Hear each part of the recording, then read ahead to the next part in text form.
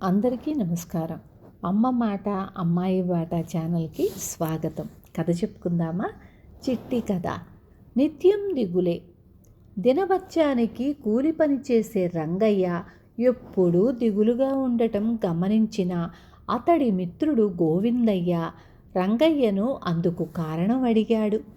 ఏం చెప్పమంటావు గోవిందయ్య? మా యజమాని ఇచ్చే రోజు కూలి ఎంత తక్కువ అంటే అది నాకు ఉప్పుకు పప్పుకు సరిపోదు. ఎవరైనా నీ వంటి వాళ్ళు చెబితే నా రోజువారీ కూలి పెంచుతాడేమో. కాస్త మాట సాయం చేసి పుణ్యం కట్టుకో. తిండి చాలనందున ఓపిక లేక నెలలో చాలా రోజులు పనికిపోక నాగాలు కూడా పెడుతున్నాను అన్నాడు రంగయ్య. గోవిందయ్య రంగయ్య యజమానితో మాట్లాడి నచ్చచెప్పి అతడి దినభత్యం రెట్టింపు చేయించాడు. కొన్నాళ్ళు జరిగాక రంగయ్య ఇంకా దిగులుగానే ఉండటం చూసి గోవిందయ్య కారణం అడిగాడు. ఏం చెప్పేది గోవిందయ్య?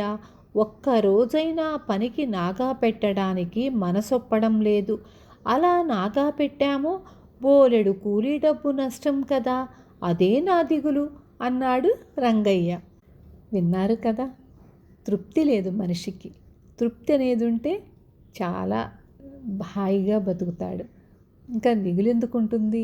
రేపు మళ్ళీ ఇంకొక మంచి కథతో మీ ముందుకు వస్తాను.